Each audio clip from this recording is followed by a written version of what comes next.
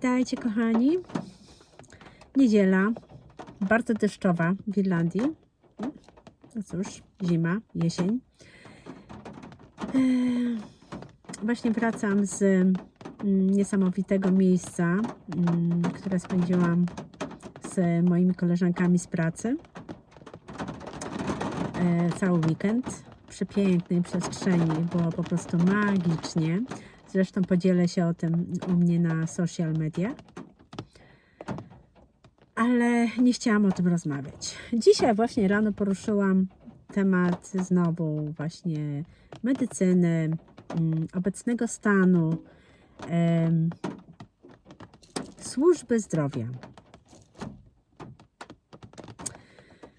Całkiem niedawno miałam przyjemność wziąć udział w Polonijnym Forum Zdrowia, podczas którego miałam taką prelekcję dotyczącą medycyny integracyjnej. W ogóle od czasu, kiedy zaczęłam przygotowywać tą prelekcję i prezentację,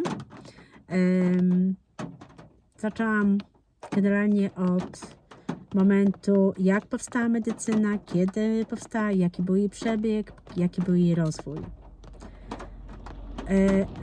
Mnie samą zaskoczyła informacja, którą znalazłam w statystykach, że 95% populacji na świecie boryka się z różnymi problemami zdrowotnymi. 95%. Najwięcej ludzi, co mnie też zaskoczyło, umiera na choroby układu krążenia. Nawet umierają ludzie na zapalenie górnych dróg oddechowych. Stan zdrowia ludzi jest fatalny. Zwróćcie uwagę, że tak, im więcej mamy różnych technologii, które mają nam pomóc żyć w tej przestrzeni, my mamy coraz mniej czasu. Ja już o tym kiedyś mówiłam. Mamy coraz więcej różnych udogodnień, zmywarki, nawet są odkurzacze, które automatycznie same odkurzają. Wiele różnych technologii, które mają nam ułatwić życie, niby dać więcej czasu, ale my tego czasu mamy coraz mniej. I co zauważyłam? Stajemy się coraz bardziej leniwi. My wszystko chcemy załatwić jedną pigułką. Idziemy do lekarza, lekarz przepisze nam receptę.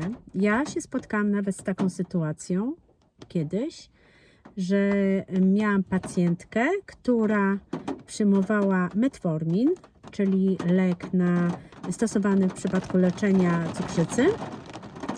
I się zapytałam, czy ma cukrzycę. Powiedziała, że nie. To dlaczego pani przyjmuje metforminę?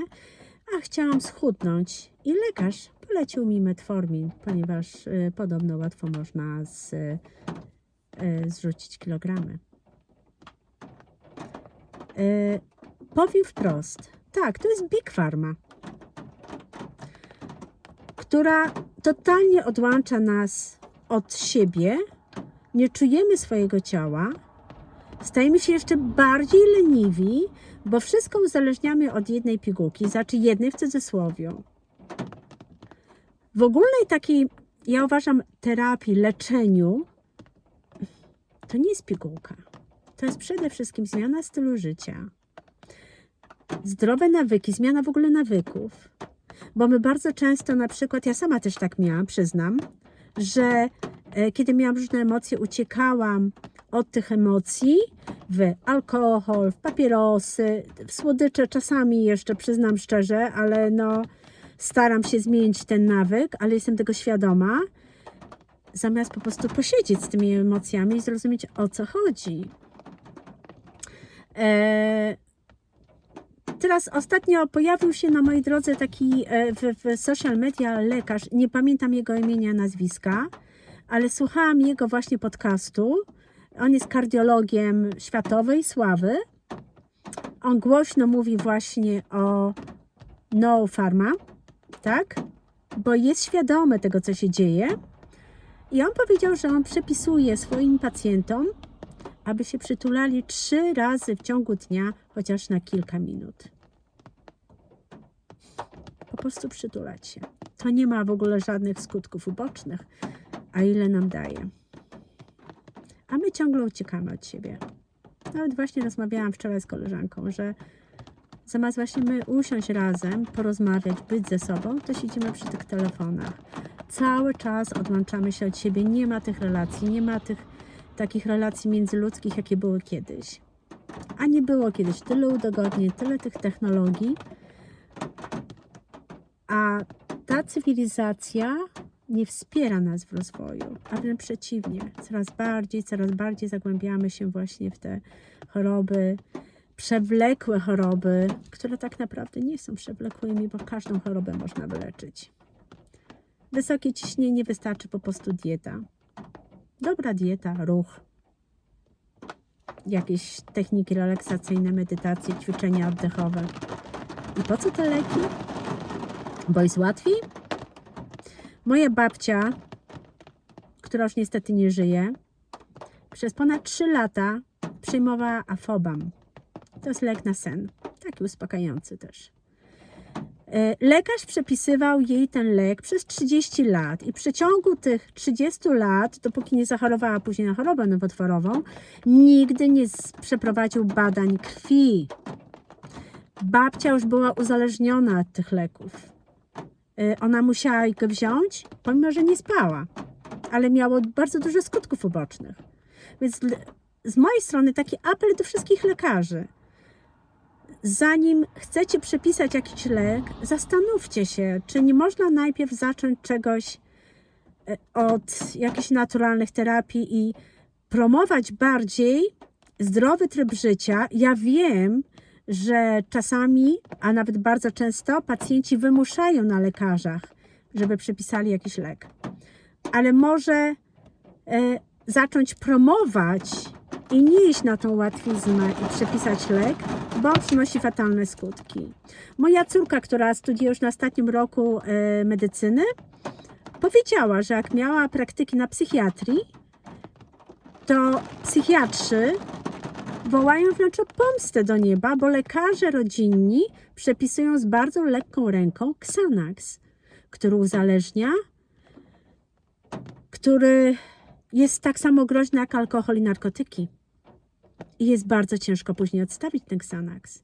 A przypisuje się tak. Bo jest wypisać receptę, ale my nie ponosimy tych konsekwencji jako ci pacjenci. Ja nie chcę też, żeby ktoś mnie źle zrozumiał.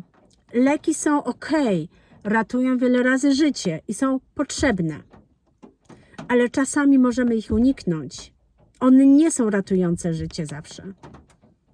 Najpierw właśnie ta medycyna integralna, która dzięki Bogu wraca, jest światełko w tunelu, bo moja córka powiedziała, że na zajęciach z farmakologii mają takie jakby ćwiczenia, że mają pacjenta, który przyjmuje 20 leków, co zrobić, aby zredukować jej do jak najmniejszej ilości leków.